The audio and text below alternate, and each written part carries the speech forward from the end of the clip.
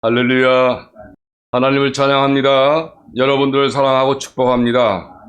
오늘은 성경의 핵심 진리 강해 중에 기본적 진리 가운데 두 번째 과목인 교회 시대 이긴 자들 가운데 다섯 번째 교회인 사대교회 사자에게 보낸 편지 제1강 시간입니다. 끝까지 잘 경청해 주시길 바랍니다. 감사합니다. 자, 그러면 제일 먼저 우리 말씀부터 봉독하도록 합니다. 요한계시록 3장 5절 말씀입니다. 요한계시록 3장 5절 말씀. 자, 우리 화면을 보고 한번 다 같이 합독하도록 합니다. 이기는 자는 이와 같이 흰옷을 입은 것이요 내가 그 이름을 생명책에서 반드시 흐리지 아니하고 그 이름을 내 아버지 앞과 그 천사들 앞에서 시인하리라. 아멘. 사대교회 사자들에게 보낸 편지를 통해 이기는 자에게 약속을 하신 축복은 흰옷을 입혀주심과 또 생명책에서 반드시 흐리지 않으신 두 가지입니다. 오늘 강의는 이 두 가지, 즉 흰옷을 입혀주심과 또 생명책에서 반드시 흐리지 않으심 가운데에 제1강으로서 흰옷을 입혀주심에 대해 강의를 하도록 합니다.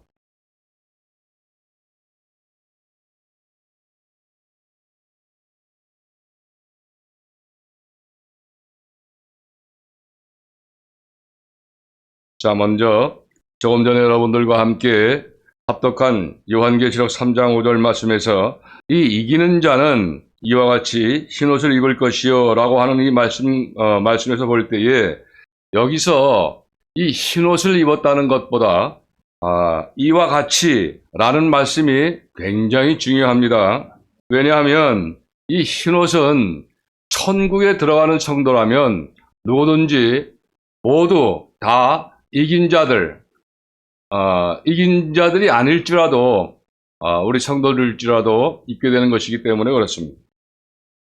자, 그렇다면 이제 이와 같이라는 말씀은 요한계시록 3장 4절 말씀을 보면 그러나 사대에 그 옷을 더럽히지 아니한 자 몇 명이 내게 있어 흰옷을 입고 나와 함께 다르리니 그들은 합당한 자인 영거라 라고 말씀하고 있죠.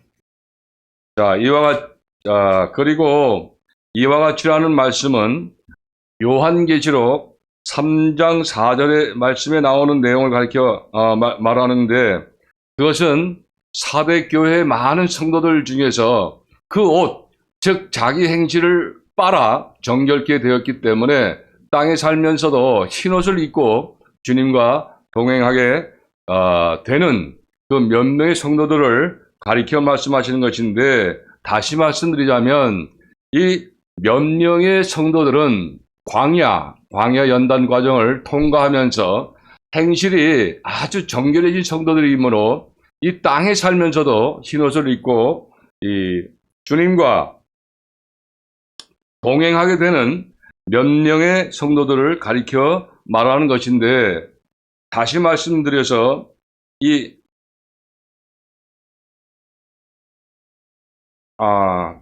그러므로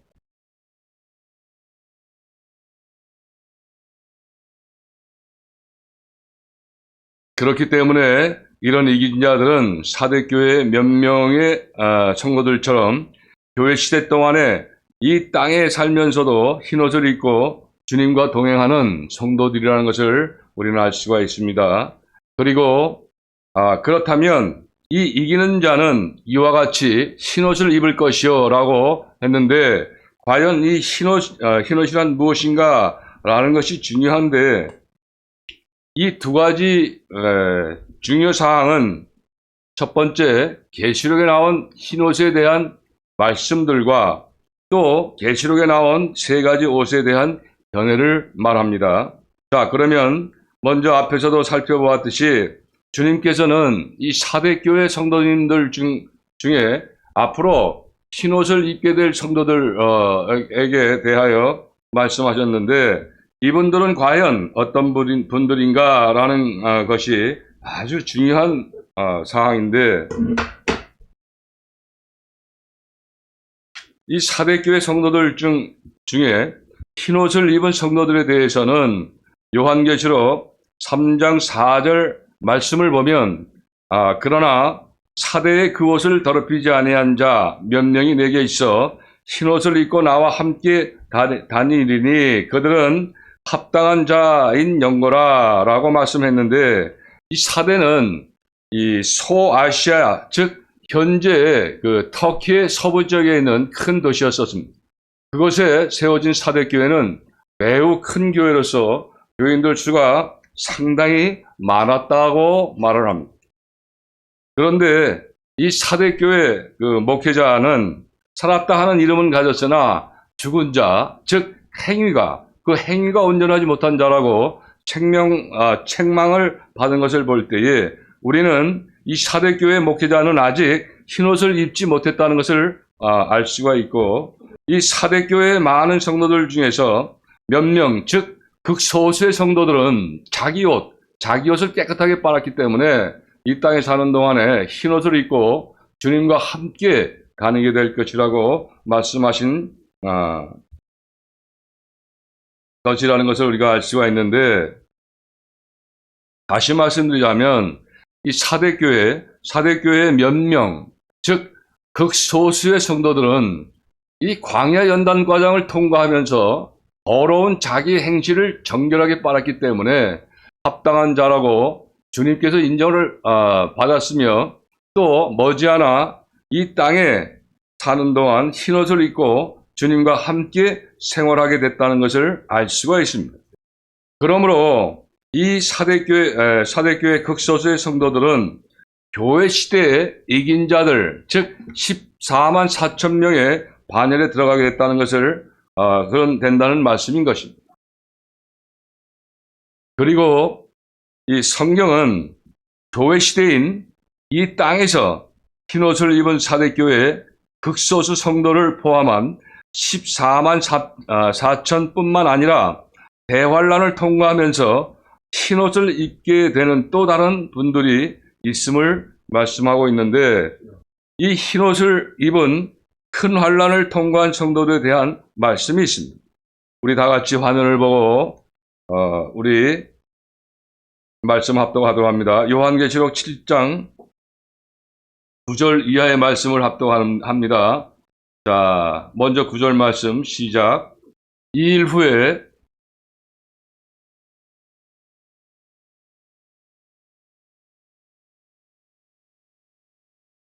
자, 화면을 보고 우리 합독하도록 합니다.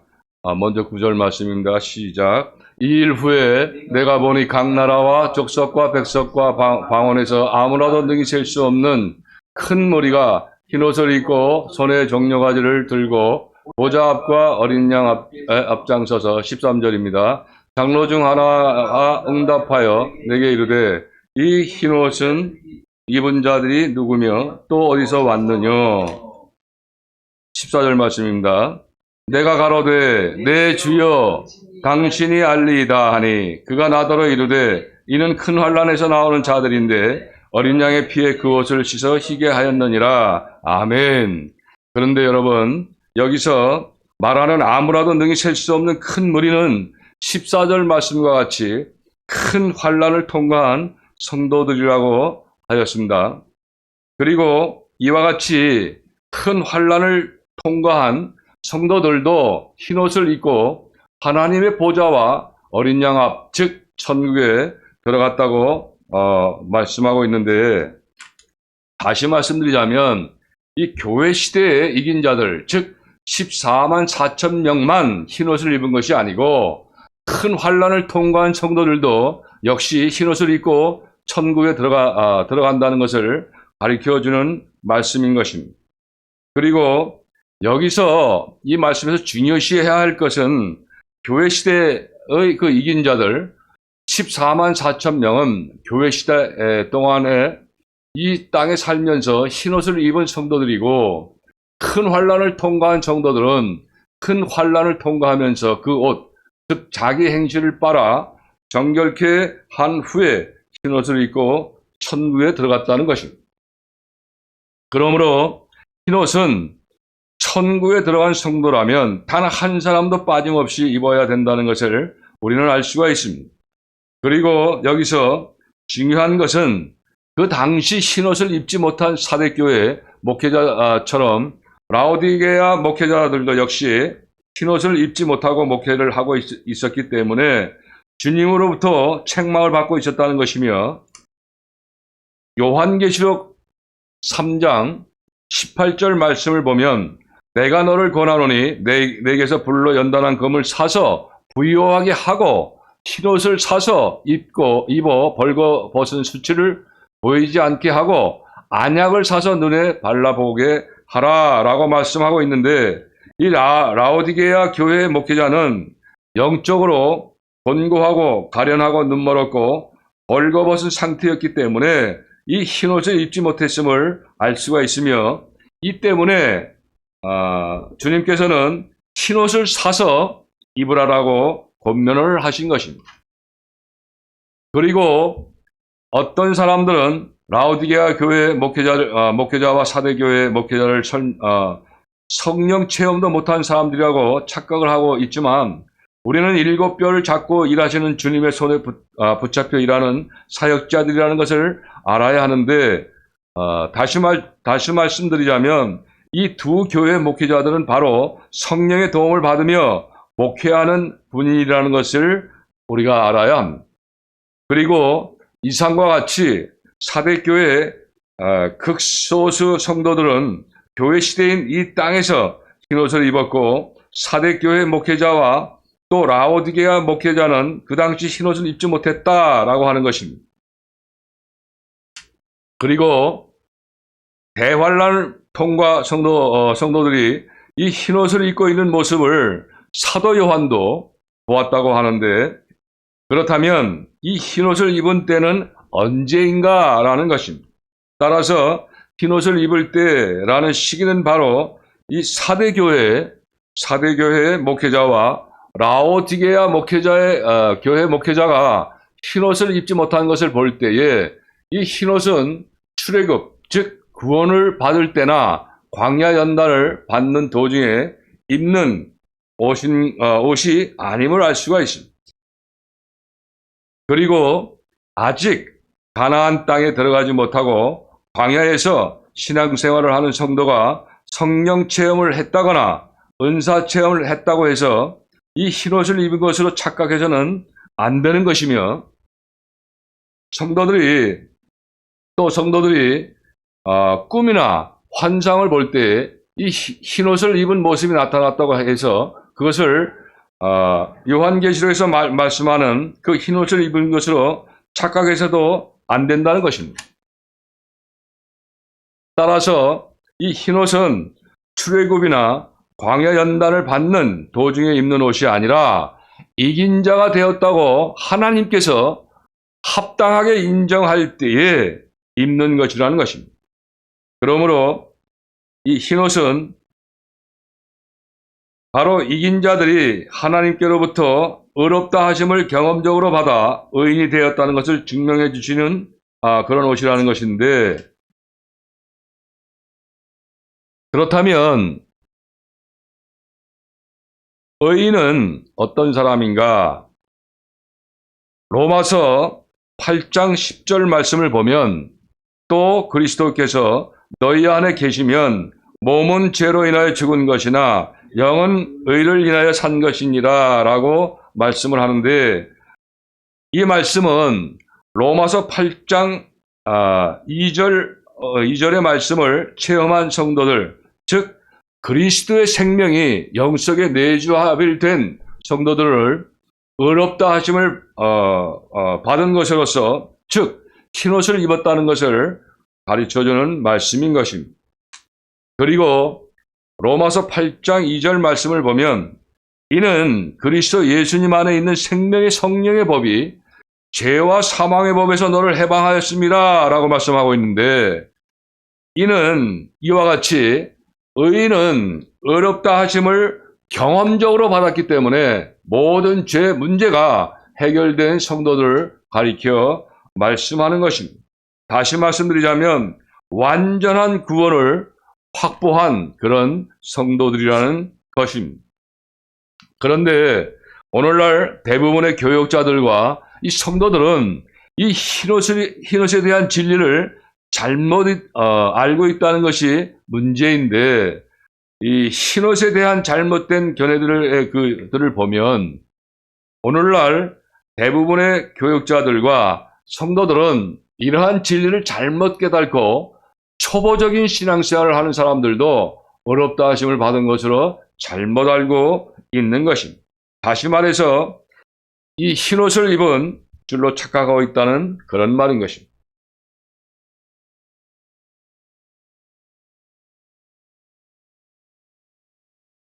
그리고 성도들이 이런 죄를 범하기 쉬운 환경이 생겼을 때에 죄성의 지배를 받아 분노나 미움이나 음욕이나 시기, 질투, 교만, 그리고 고집 등을 이 마음과 행실로 나타내면서도 자신은 어렵다 하심을 받았다고 말들을 하는데, 이것은 경험적인 진리를 아직 깨닫지 못했기 때문인 것이며, 이와 같이 믿음으로 어렵다 하심을 받는 진리를 잘못 알고 대부분의 이 성도들은 자신이 초보적인 신앙을 가질 때부터 어렵다 하심을 받은 것으로 착각을 하고 있다는 것입니다. 그런데 만약 이 성령을 체험하고 초보적인 믿음을 가진 사람도 이 어렵다 하심을 받았다고 하면서 이 사대교회의 사자와 라오디게아 교회의 사자도 역시 흰옷을 입지 못했다고 할 수가 없었을 것입니다. 그러므로 교회 시대 동안에 땅에 살면서 흰옷을 입고 사는 성도들은 바로 이긴 자들, 즉 14만 4천 명밖에 없다는 것입니다. 이제 두 가지 중요사항 중에 첫 번째인 계시록에 나온 흰옷에 대한 말씀들을 정리해보면, 우리는 지금까지 차대교회 성도님 중 흰옷을 입은 성도들과 또 흰옷을 입은 큰 환란을 통과한 성도들과 이 흰옷을 입지 못한 라오디게아 목회자와 흰옷을 입은 때와 또 흰옷과 의인과 그리고 이 흰옷에 대한 잘못된 견해들에 대해서 자세하게 우리가 살펴보았습니다. 이제 다음은 중요사항 두 번째인 요한계시록에 나온 세 가지 옷에 대한 견해에 대해 강의를 하고자 합니다. 먼저 계시록에 나온 세 종류의 옷에 대하여 알아보도록 합니다. 계시록에 나온 이 세 가지 옷은 첫째, 자기 옷과 둘째, 세마포이며 셋째, 흰옷인데, 계시록에 나온 세 가지 옷에 대한 견해 목차는 자기 옷과 세마포와 흰옷입니다.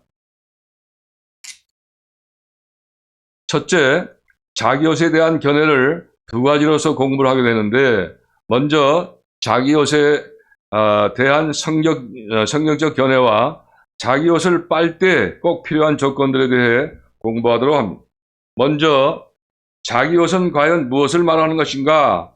바로 자기의 행실을 상징하는 말씀인데,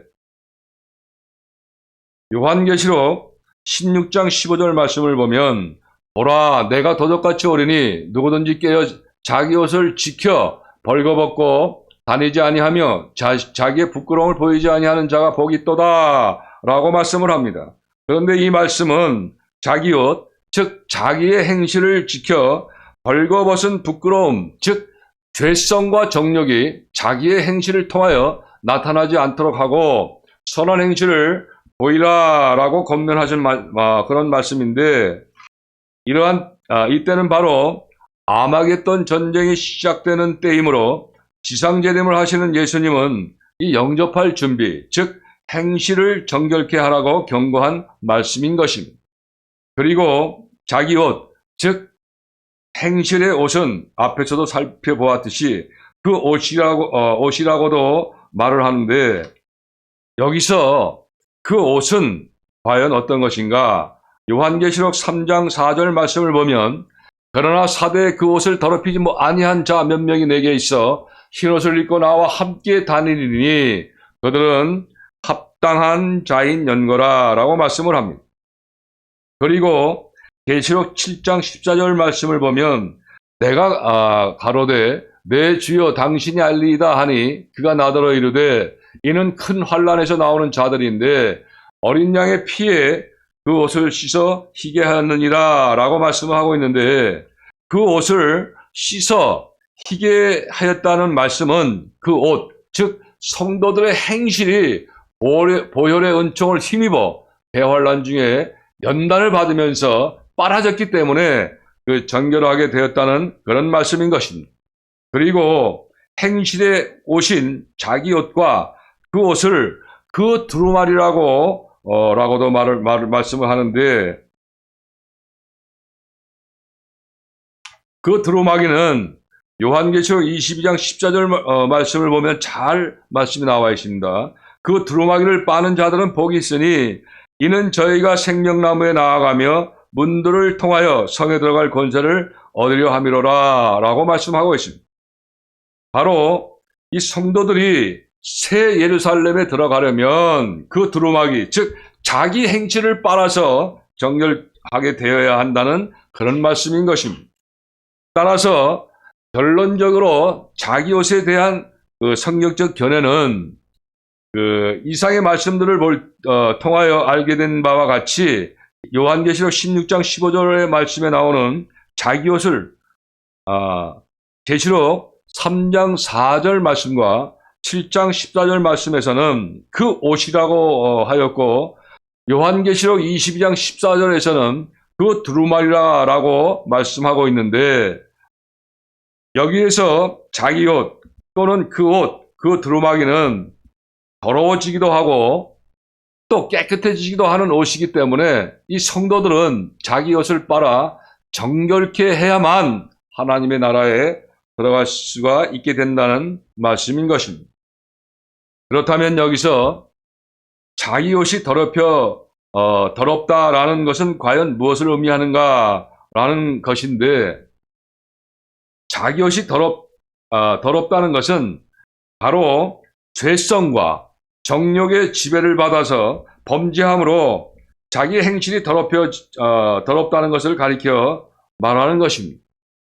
그러나 여러분, 이 흰옷과 세마포 옷은 결코 때가 묻어 더럽혀질 수가 없는 그런 옷인 것입니다.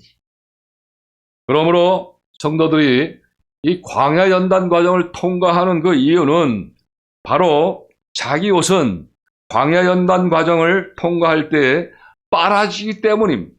따라서 모든 성도들은 가나안 땅, 곧 천국에 들어가기 전에 자기의 행실을 정결케 하기 위하여 최선을 다하여 된다는 그런 것입니다. 자, 이제 자기 옷 목차 중 먼저 자기 옷에 대한 성경적 견해를 정리해 보면, 우리는 지금까지 자기 옷, 그 두루마기와 결론적으로 자기 옷에 대한 성경적 견해, 그리고 자기 옷이 더럽다는 것과 이 성도들이 광야연단 과정을 통과하는 그 이유에 대해 우리가 모두 공부를 했고, 자기 옷 목차, 이제 자기 옷에 대한 성경적 견해와 자기 옷을 빨 때에 꼭 필요한 조건들, 이것을 강의합니다. 먼저 자기 옷의 목차 중 나중인 자기 옷을 빨 때에 꼭 필요한 조건들 5가지와 목차 5가지 대지로서 공부를 하게 됩니다. 먼저 자기 옷을 빨 때에 꼭 필요한 조건들 5가지를 우리가 살펴봅니다. 자, 먼저 첫 번째 필요한 조건은 그 어린 양의 피, 요한계시록 7장 14절에 말씀하고 있죠. 또 두 번째는 연단을 받을 수 있는 환경, 요건 구약성경 다니엘서 12장 10절의 말씀에 나와 있습니다. 또 세 번째, 맑은 물로서 그 성령을 말씀하시는데, 에스겔서 36장 25절에 말씀이 나와 있죠. 네 번째는 이 빛에 대한 말씀, 요한복음 15장 3절에서 또한 3절 말씀과 17장 17절 말씀과 에베소서 5장 26절에서 이 빛에 대한 말씀이 나오죠. 바로 자기 옷을 빨 때 꼭 필요한 조건, 네 번째 조건입니다. 자, 마지막으로 5번째, 다섯 번째 자기옷을 빨 때 꼭 필요한 그 조건은 바로 우리가 순종하는, 말씀에 순종하는 의지가 있어야 된다는 것입니다. 베드로전서 1장 22절 말씀이죠. 자, 우리 함께 이상과 같이 더러워진 자기의 옷, 즉 죄성과 정력의 지배를 받는 자기 행실이 정결하게 되기 위해서는 반드시 어린 양의 보혈과 연단받을 수 있는 환경과 이 맑은 물과 빛에 대한 지식과 순종이 있는 의지가 반드시 있어야 하는 것인데, 이러한 5가지 조건들 중에서 단 한 가지만 빠져도 성도들의 행실은 결코 정결하게 될 수가 없는 것입니다. 다음은 자기 옷을 빨 때 꼭 필요한 조건들, 목차 5가지 대지로서 제1 대지인 어린 양의 피, 또 제2 대신 연단받을 수 있는 환경, 또 제3 맑은 물, 제4 빛에 대한 말씀, 제5 대지 순종하는 의지에 대해서 강의를 하도록 합니다. 먼저 제1 대지인 어린 양의 피에 대해서 화면을 보고 우리 먼저 말씀을 합독하도록 합니다. 요한계시록 7장 14절 말씀입니다. 시작. 내가 가로되 내 주여 당신이 알리이다 하니 그가 나더러 이르되 이는 큰 환난에서 나오는 자들인데 어린 양의 피에 그 옷을 씻어 희게 하였느니라. 아멘. 이 말씀에서 우리가 잘 살펴보면 이 큰 환난은 7년 대환난을 가리켜 말씀하시는 것입니다. 그리고 하나님의 보좌 앞에 서 있는 이 흰옷을 입은 큰 무리는 대환난을 통과한 성도들인데, 이들은 대환난을 통과하면서 어린 양의 피에 그 옷, 자기 행실을 빨아서 정결하게 하였다는 것입니다. 그리고 대환난은 이 성도들이 연단받을 수 있는 환경, 즉 범죄하기가 쉬운 환경이 많을 때이므로 성도들은 이때에 크고 작은 죄를 많이 범하게 되지만 철저히 회개하는 생활을 하게 되며 또 보혈의 은총으로서 용서를 받는 생활을 계속하면서 행실이 점차적으로 정결해지는 것인데, 다시 말씀드리자면 이 성도들은 양심의 가책을 받고 이 부끄러움을 느낄 때마다 보혈의 은총을 의지하여 회개함으로써 용서받은 그 평안과 위로와 용기와 희망을 가지고 또다시 새롭게 되고자 하는 그 생활을 반복하면서 자기 행실이 점진적으로 정결해지는 것입니다. 그리고 여기서 중요한 것은 바로 이렇게 성도들의 행실이 정결해지는 과정에서 예수님의 보혈은 가장 중요한 것임을 우리는 알아야 하는 것입니다. 여러분, 그리고 이제부터는 대환난을 통과하면서 연단받게 될 성도들에게 어떻게 보혈의 은총이 적용되어야 하는지에 대해서 알아보도록 합니다. 이에 아주 중요한 말씀입니다. 우리 모두 잘 경청하시길 바라요. 자, 먼저 예수님의 피, 즉 보혈의 은총이 적용되기 위해서는 이 성도들은 큰 죄만 회개해서는 안 됩니다. 아주 지극히 작은 죄라도 가볍게 생각하지 말고 철저하게 참회해야만 됩니다. 그리고 항상 보혈의 은총으로서 용서를 받으며 생활을 해야 된다는 것인데, 실제로 우리는 주님, 제가 오늘 또 짜증을 냈습니다. 그리고 어떤 자매님을 보고 음욕을 품었습니다. 용서해 주십시오. 주님, 제가 또 넘어졌습니다. 보혈의 은총을 믿사오니 용서하여 주옵소서. 또다시 그런 환경이 생긴다면 다시는 실패하지 않도록 최선을 다하겠습니다. 주님, 저를 도와주십시오. 라고 기도하면서 이 새로운 결심을 가지고 정진할 때에 비로소 성령님께서 도와주시게 되는 것입니다. 그런데 만일 용서받은 확신과 이 평안이 없다면 양심의 가책에 짓눌려서 이 좌절감에 사로잡힐 수밖에 없을 것입니다. 그러므로 용서받은 평안을 가지고 거듭거듭 용기를 내면서 정진할 수 있도록 도와주는 것은 오직 예수님의 보혈의 은총뿐인 것입니다. 믿습니까, 여러분? 아멘. 이와 같이 거듭거듭 회개하고 용서받으며 새롭게 되려고 정진할 때에 비로소 성도들의 행실은 점진적으로 예수님을 닮아 정결하게 되는 것입니다. 그러며 또한 이럴 때에 예수님의 보혈의 피의 은총이 적용이 된다는 것입니다. 할렐루야. 다음은 자기 옷을 빨 때에 꼭 필요한 조건들, 목차 두 번째 대지인 연단을 받을 수 있는 환경에 대해 공부를 합니다. 먼저 화면을 보고 우리 합독하도록 합니다. 다니엘서 12장 10절 말씀입니다. 시작. 많은 사람이 연단을 받아 스스로 정결케 하며 희게 할 것이나 악한 사람은 악을 행하리니 악한 자는 아무도 깨닫지 못하되 오직 지혜 있는 자는 깨달으리라. 아멘. 여러분,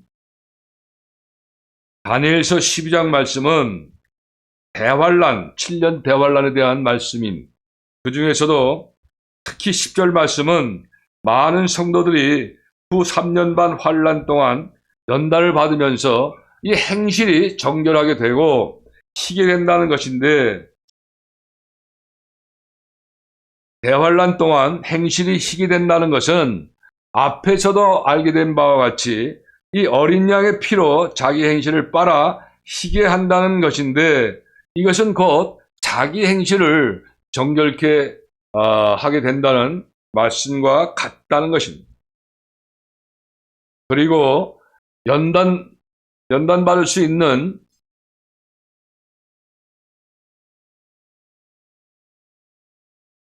환경은 장애물이나 방해하는 조건이 많은 거칠고 사나운 환경들을 가리켜 말하는 것으로서 이러한 환경들은 범죄하기 쉬운 기회와 조건들인데 로마서 7장 말씀과 같이 고민을 할 수밖에 없는 그런 상황들이라고 말할 수가 있습니다. 따라서 이와 같이 성도들은 범죄할 수밖에 없는 환경 속에서 범죄하게 되면 회개하고 보혈의 은총으로 거듭거듭 용서를 받으면서 점진적으로 마음과 행실이 정결하게 되는 것입니다.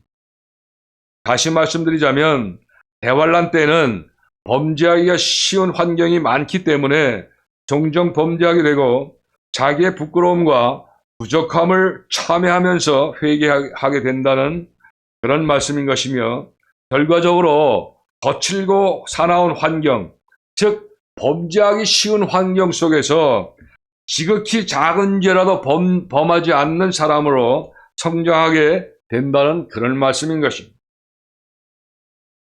그런데 만일 연단받을 수 없는 거칠고 사나운 환경이 없고 그저 평안하며 형통하기만 한다면 범죄하지도 않을 것이며 또 회개하지도 않을 것이고 또 예수님의 보혈도 필요하지 않게 되므로 이 성도들의 마음과 행실은 정결케 되지 못할 것이며, 이와 같이 성도들에게 대환란을 통과하면서 연단을 받게 하는 것은 성도들이 광야 연단 과정을 통과하면서 가나안 땅, 즉 하나님의 나라에 들어갈 준비를 하게 하는 것과 같은 이치인 것입니다.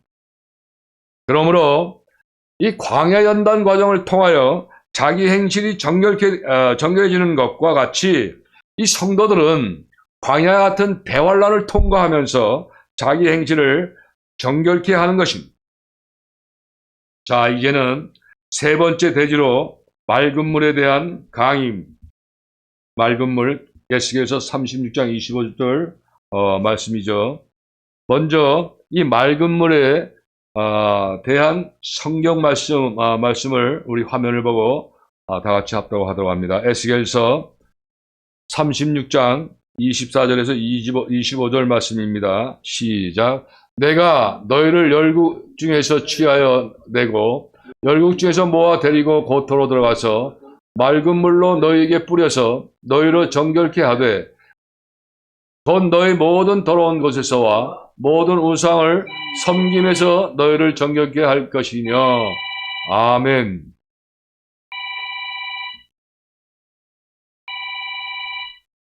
이 말씀은 세상 만국에 흩어져 살던 이스라엘 백성들로 하여금 마지막 때에 다시 번즉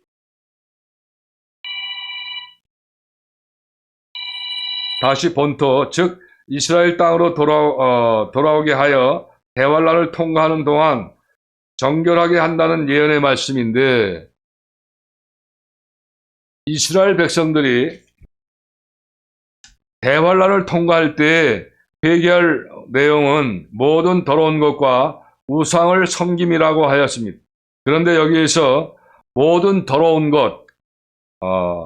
것은 바로 죄성의 지배를 받을 때 나타나는 행실들을 가리켜 말하는 것이며, 우상을 섬긴다는 것은 정욕을 따라 사는 것을 의미하는 것입니다. 그리고 이러한 죄를 정결케 하기 위하여 맑은 물을 뿌린다라고 말씀하였습니다. 그리고 이 맑은 물은 생수와 같은 성령을 가리켜 말씀하신 것인데, 다시 말해서 성도들은 성령의 도우심으로 이 마음과 행실이 정결케 된다는 그런 말씀인 것입니다. 그리고 여기에서 어린 양의 보혈 은총이 풍성할지라도 이 성령님께서 빛에 대한 진리와 회개하는 마음과 또 선한 의욕과 뜨거운 감동과 신령한 은사들을 나타내 주시지 않는다면 결코 정결해질 수가 없는 것으로서, 성도들의 행실이 정결케 되려면 반드시 성령님의 도우심이 필요한 그런 것입니다.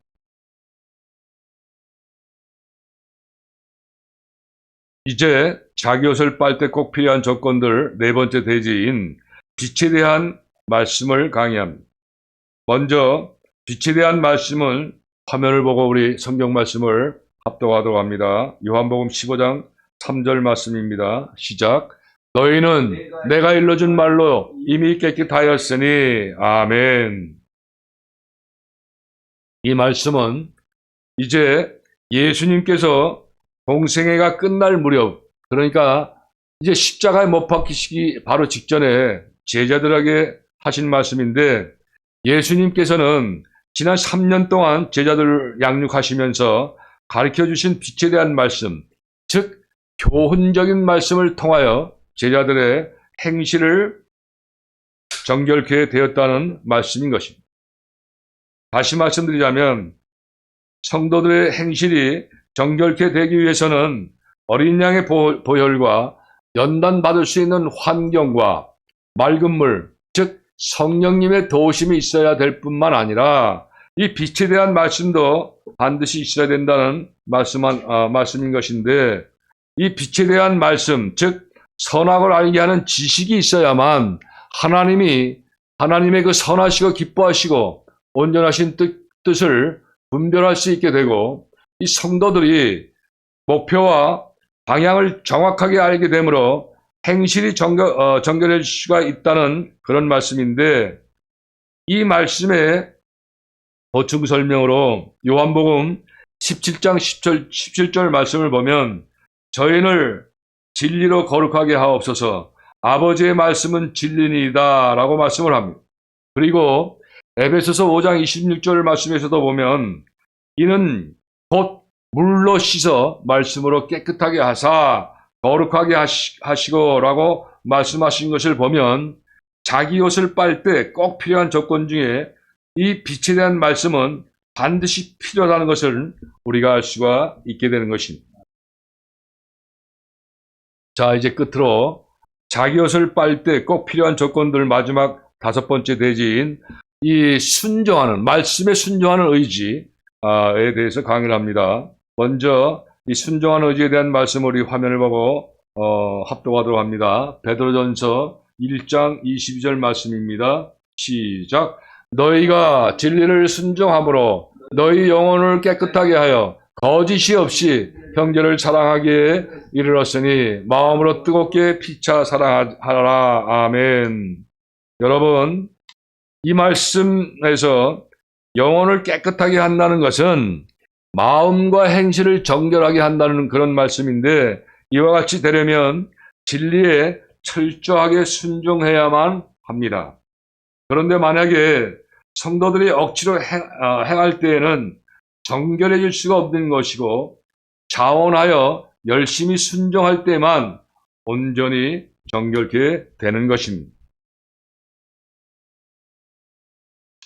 그리고 성도들이 빛에 대한 진리에 순종하고자 할 때에 마귀는 방해하려고 성도들의 생활 환경 배후에서 온갖 시험 풍파를 일으키게 되는데, 이렇게 함으로써 성도들에게는 반드시 그 연단받을 수 있는 환경이 조성되는 것입니다. 그리고 이와 같이 거칠고 사나운 환경 속에서 죄를 범할 때마다 어린 양의 보혈로 용서를 받으면서 새롭게 되고자 계속적으로 정진하는 가운데 비로소 성도들의 마음과 행실이 정결케 되는 것입니다. 끝으로 자기 옷을 빨 때 꼭 필요한 조건들을 정리해보면, 우리는 지금까지 어린 양의 피에 대해서, 그리고 연단을 받을 수 있는 환경과 맑은 물과 빛에 대한 말씀과 순종하는 의지에 대해 모든 것을 우리가 알아보았고, 또 오늘 강의인 사대교회 사자에게 보낸 편지 제1강을 통해 이기는 자에게 주시는 축복에 대해서 우리는 지금까지 흰옷을 입혀주심에 대하여 부분적으로 모두 공부를 했습니다. 여러분 모두 수고들 하셨습니다. 그리고 오늘은 특별히 강의 내용과 맞는 복음성가를 하나님께 올려드리고 강의를 마치고자 합니다. 오늘 강의가 이 복음성가와 아주 흡사하게 아주 잘 어울려져 있기 때문에 복음성가를 특별히 오늘 하나님께 올립니다. 복음성가 63장입니다.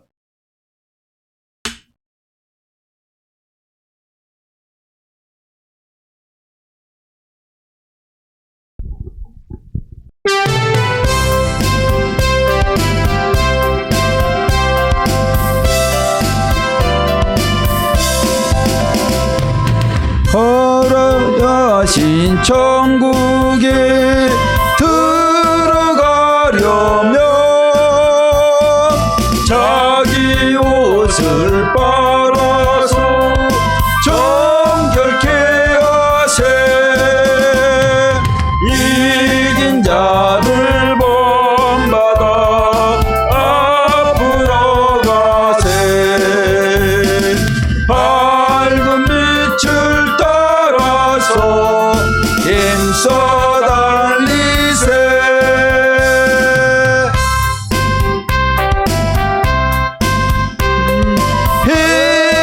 회개하면서 육에 속한 행실을 정결케 하세. 이긴 자를 본받아 앞으로 가세. 밝은 빛을 따라서 힘써 달리세.